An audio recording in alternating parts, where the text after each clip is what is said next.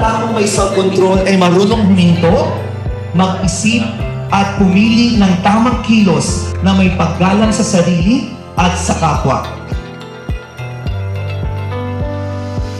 Hindi madali ang pagpipigil sa sarili sapagkat likas na sa tao ang makaramdam at tumugon agad. Ngunit sa pamamagitan ng disiplina, panalangin o malalim na pagdingilay at patuloy na pagsasanay, natututunan itong linangin. Ang self-control ay hindi tanda ng kahinaan, kundi isang anyo ng karunungan.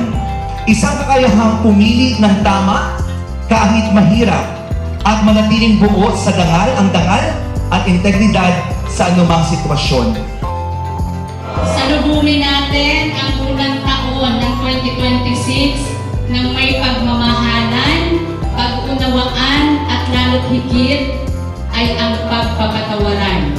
Naway maging gawin sa atin ang bawat desisyon at ang integridad, malasakit at self-control upang manatiling tapat at makatarungan ang